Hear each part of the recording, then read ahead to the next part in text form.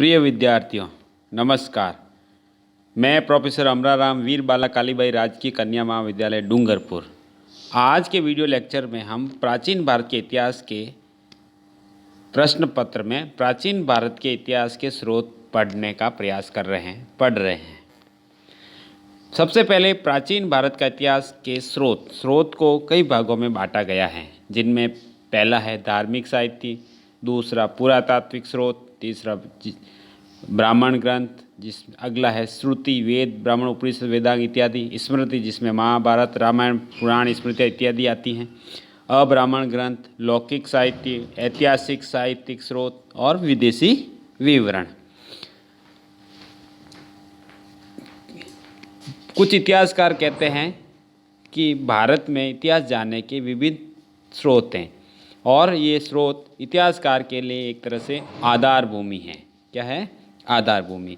मुख्य रूप से जो ऐतिहासिक स्रोत है प्राचीन भारत के इतिहास को जानने के, उसको 3 स्थूल खंडों में बांटा गया है। कितने खंडों में? 3 खंडों में, जिसमें पहला है पुरातात्विक स्रोत, दूसरा साहित्यिक स्रोत और तीसरा है विदेशी लेखकों और यात्रियों के विवरण। जिनमें सबसे पहला जो प्राचीन भारत के इतिहास के स्रोत के रूप में उल्लेखनीय हैं या महत्वपूर्ण हैं या जिनको पढ़ते हैं, वो है पुरातात्विक स्रोत, आर्कियोलॉजिकल सोर्स। पुरातात्विक स्रोत का संबंध प्राचीन अभिलेखों, सिक्कों, स्मारकों, भवनों, मूर्तियों तथा चित्रकला से हैं। यह साधन काफ़ी विश्वसनीय हैं। इन स्रोतों की सहायता से प्राचीन काल की विभिन्न मानवीय गतिविधियों की काफ़ी सटीक जानकारी मिलती है। किन स्रोतों से? पुरातात्विक स्रोतों, जिसमें क्या क्या है? प्राचीन अभिलेख हैं, सिक्के हैं, स्मारक हैं, भवन हैं, मूर्तियां हैं या चित्रकला के विभिन्न रूप।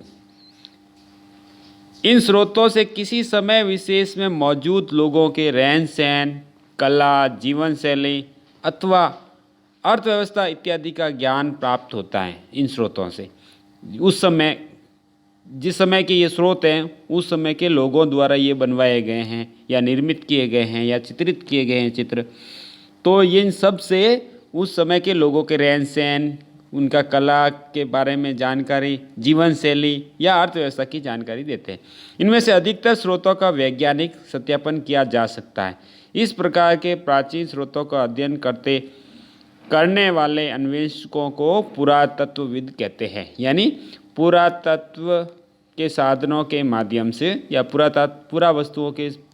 वस्तुओं से लोगों के जीवन के बारे में जो जानकारी इकट्ठे करते हैं, उन सबको पुरातत्वविद या आर्कियोलॉजिस्ट कहते हैं। पुरातात्विक स्रोतों में पहला महत्वपूर्ण स्थान है अभिलेख। कौन सा महत्वपूर्ण स्थान है? अभिलेख। अभिलेख को इंग्लिश में बोलते हैं इंस्क्रिप्शन। क्या बोलते हैं? इंस्क्रिप्शन। प्राचीन भारतीय इतिहास के संबंध में अभिलेखों का स्थान अति महत्वपूर्ण है। भारतीय इतिहास के बारे में प्राचीन काल के कई शासकों के अभिलेखों से काफ़ी महत्वपूर्ण जानकारियाँ प्राप्त हुई हैं। यह अभिलेख पत्थर, स्तंभ, धातु की पट्टी तथा मिट्टी की वस्तुओं पर उकेरे हुए प्राप्त हुए हैं। यानी अभिलेख कहाँ पर उकेरे हुए हैं या लिखे गए हैं या मुद्रित किए गए हैं? वो है पत्थर, स्तंभ, धातु की पट्टी या मिट्टी की वस्तुओं। इन प्राचीन अभिलेखों के अध्ययन को पुरालेख शास्त्र कहते हैं, इंस्क्रिप्शनलॉजी। जबकि इन अभिलेखों की लिपि के अध्ययन को पुरालिपि शास्त्र कहा जाता है। जबकि अभिलेखों के अध्ययन को इंस्क्रिप्शन या एपिग्राफी कहा जाता है। यानी अभिलेखों के माध्यम से इतिहास की जानकारी, वो एपिग्राफी। अभिलेखों का उपयोग शासकों द्वारा आमतौर पर अपने आदेशों का प्रसार करने के लिए किया जाता था।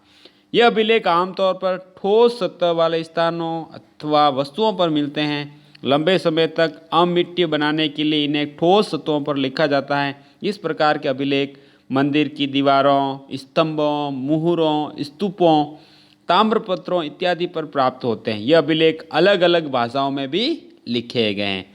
इनमें प्रमुख भाषाएं हैं संस्कृत, पाली, प्राकृत। दक्षिण भारत की भी कई भाषाओं में काफ़ी अभिलेख प्राप्त हुए हैं, जिनमें तमिल या तेलुगु भाषा, इस तरह से।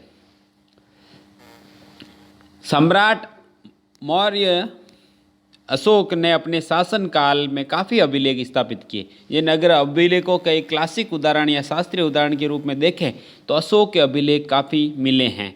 ब्रिटिश पुरातत्वविद जेम्स प्रिसेम्प ने सबसे पहले 1837 में 80 में अशोक के अभिलेखों को डिकोड किया, यानी पढ़ना शुरू किया कि अभिलेख में अशोक के खुदे हुए जो अभिलेख हैं उसमें क्या चीज़ें हैं, क्या लिखा हुआ है। तो ऐसा जो लिखा हुआ है उसको पढ़ने का प्रयास सबसे पहले सफल प्रयास किया था जेम्स प्रिंसेप ने 1837, जो ब्रिटिश ईस्ट इंडिया कंपनी के एक कर्मचारी थे। कौन थे? James Prinsep. कब कि उन्होंने ऐसा पढ़ लिया अशोक के अभिलेखों को? 1837 ईस्वी में। यह अभिलेख सम्राट अशोक द्वारा ब्राह्मी लिपि में उत्कीर्ण कराए गए थे। अभिलेख उत्कीर्ण करवाने का मुख्य उद्देश्य शासकों द्वारा अपने आदेश को जन सामान्य तक पहुंचाने के लिए किया जाता था। ऐसा माना जाता है कि अशोक ने जो अभिलेख खुदवाए, जो ब्राह्मी लिपि जो मुख्य रूप से उसी लिपि में थे, इसके अलावा भी खरोष्टी लिपि में, यूनानी लिपि में, है ना, इस तरह के अभिलेख भी मिले अशोक के, जिसमें अलग अलग लिपियों में हैं, अलग अलग क्षेत्र में। ये सामान्यतः अशोक द्वारा अपने आदेशों को जन सामान्य तक पहुंचाने के लिए किया जाता था, या लगवाए गए या खुदवाए गए। सम्राट अशोक के अतिरिक्त अन्य शासकों ने भी अभिलेख उत्कीर्ण करवाए। यह अभिलेख सम्राट द्वारा किसी क्षेत्र पर विजय अथवा अन्य महत्वपूर्ण अवसर पर उत्कीर्ण करवाए जाते थे।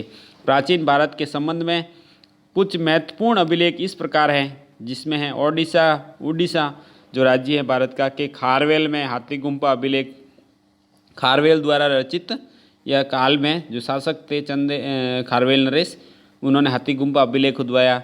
सख्त नरेश सुरुद्र दमन द्वारा उत्कीर्ण कराया गया जूनागढ़ अभिलेख जो गुजरात में है। सातवां शासक गौतमी पुत्र सातकर्ण का नासिक में गुफा में उत्कीर्ण कराया गया अभिलेख। समुद्रगुप्त का प्रयाग स्तंभ अभिलेख, स्कंदगुप्त का जूनागढ़ अभिलेख, यशोवर्मन का मंदसौर अभिलेख, पुलकेशिन द्वितीय जो चालुक्य नरेश रहे, ऐहोल अभिलेख, प्रतिहार सम्राट भोज का ग्वालियर अभिलेख, विजय सेन जो सेन नरेश थे उनका देवपाड़ा अभिलेख इत्यादि अभिलेख बहुत ही महत्वपूर्ण हैं। अधिकतर प्राचीन अभिलेखों में प्राकृत भाषा का उपयोग किया गया है। अभिलेख सामान्यतः उस समय की प्रचलित भाषा में खुदवाए जाते थे। कई अभिलेखों में संस्कृत भाषा में भी संदेश उत्कीर्ण किए गए। संस्कृत का उपयोग अभिलेखों में ईसा की 2री शताब्दी में दृश्यमान होता है। संस्कृत अभिलेखों का प्रथम प्रमाण जूनागढ़ अभिलेख से मिलता है। यह अभिलेख संस्कृत भाषा में खुदा गया है। किसके द्वारा जूनागढ़ अभिलेख खुदवाया गया था? शक नरेश रुद्रदमन द्वारा। जूनागढ़ अभिलेख 150 ईस्वी में शक सम्राट रुद्रदमन द्वारा उत्कीर्ण कराया गया था।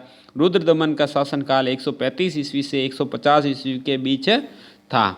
अब अभिलेखों के अध्ययन के बाद जो इतिहास के स्रोत के रूप में जिनका महत्वपूर्ण स्थान आता है वो है सिक्के, कॉइन्स। प्राचीन काल में लेन देन के लिए उपयोग किए जाने वाली वस्तु विनिमय अर्थव्यवस्था बार्टर सिस्टम के बाद सिक्के प्रचलन में आए। यह सिक्के विभिन्न धातुओं जैसे सोना, तांबा, चांदी, कांसा, शीशा इत्यादि से निर्मित किए जाते थे। प्राचीन भारतीय सिक्कों की एक विशिष्टता यह है कि इनमें अभिलेख नहीं पाए गए। आमतौर पर प्राचीन सिक्कों पर चिन्ह पाए गए हैं। कैसे क्या पाए गए? चिन्ह। इस प्रकार के सिक्कों को आहत सिक्के कहा जाता है। इन सिक्कों का संबंध ईसा से पहले 5वीं सदी से है। उसके पश्चात सिक्कों में थोड़ा बदलाव आया। इन सिक्कों में तिथियाँ, राजा तथा देवताओं के चित्र अंकित किए जाते थे। आज सिक्कों के सबसे प्राचीन भंडार पूर्वी उत्तर प्रदेश तथा मगध से प्राप्त हुए हैं। भारत में स्वर्ण मुद्राएं सबसे पहले हिंद यूनानी शासकों ने जारी की और इन शासकों ने सिक्कों के निर्माण में डाई विधि का उपयोग किया। कुषाण शासक जिसका एक प्रमुख कुषाण नरेश थे कनिष्क, उनके काल में जारी की गई स्वर्ण मुद्राएं सबसे अधिक शुद्ध थी, यानी उनमें किसी प्रकार की मिलावट नहीं थी। शुद्ध सोने की सिक्कों से बनी हुई सिक्के थे। जबकि गुप्त शासकों द्वारा सबसे ज़्यादा मात्रा में स्वर्ण मुद्राएं जारी की गई। सातवां शासकों ने शीशे की मुद्राएं जारी की और सिक्कों के माध्यम से इतिहास लेखन का जो प्रयास किया जाता है उन सबको न्यूमिस्मेटिक्स कहते हैं। उस विद्या को क्या कहते हैं? न्यूमिस्मेटिक्स। सिक्कों के माध्यम से इतिहास लेखन क्या कहलाता है? न्यूमिस्मेटिक्स। ठीक है। उसके बाद प्राचीन भारत के इतिहास के स्रोत के रूप में हमने पढ़े अभिलेख और उसके बाद पढ़े सिक्के। इसके अलावा भी और बहुत सारी जानकारी हैं जिससे प्राचीन भारत के इतिहास की जानकारी मिलती हैं। ऐसे ही पुरातात्विक स्रोतों में प्रमुख स्थान है इमारतें, जिसमें मंदिर और भवन काफ़ी उपयोगी स्रोत हैं। वास्तुकला की जानकारी के साथ साथ इन इमारतों से उस समय की सामाजिक, आर्थिक एवं धार्मिक व्यवस्था की जानकारी मिलती हैं। प्राचीन भारत की जानकारी के संबंध में स्मारक अति महत्वपूर्ण हैं। इन स्मारकों को दो भागों में विभाजित किया जा सकता है, देशी स्मारक तथा विदेशी स्मारक।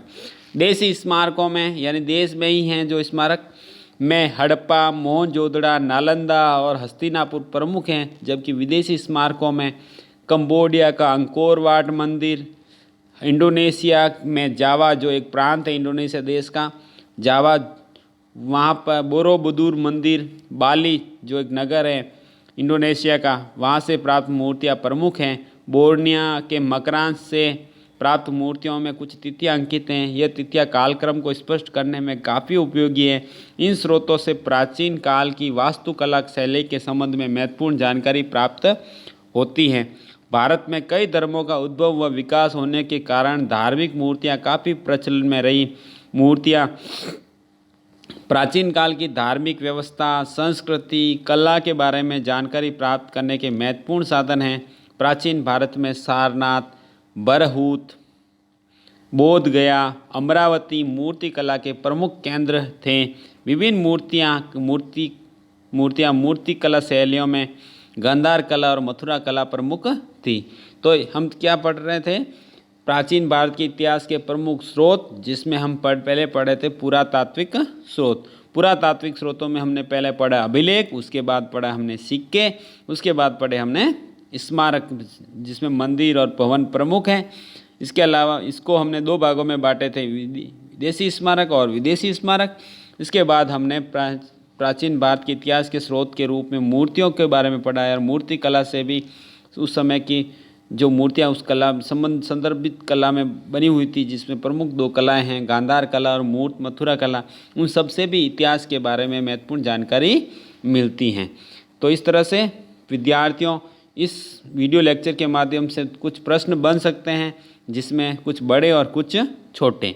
तो बड़ा प्रश्न तो ये बन सकता है कि प्राचीन भारत के प्रमुख स्रोत के रूप में पुरातात्विक स्रोतों का योगदान का उल्लेख कीजिए। पुरातात्विक स्रोतों का उल्लेख कीजिए, जिसमें आपको अभिलेख, सिक्के और अन्य स्मारकों या मूर्तिकला के माध्यम से बताना है कि कौन से पुरातात्विक स्रोत है और उनसे किस तरह की जानकारी मिलती है। छोटे प्रश्नों में कह सकते हैं कि अभिलेखों का इतिहास जानने में क्या योगदान है, मुद्राएं या सिक्कों का इतिहास जानने में क्या योगदान है। इसके अलावा मूर्तियां, शैलचित्र और चित्रकला का इतिहास जानने में क्या योगदान है। या प्रश्न ये बन सकता है कि स्मारक जिनमें भवन, मंदिर, स्तूप, स्तंभ, चैत्य, विहार इत्यादि आते हैं, उन सब का इतिहास जानने में क्या महत्वपूर्ण योगदान है। धन्यवाद।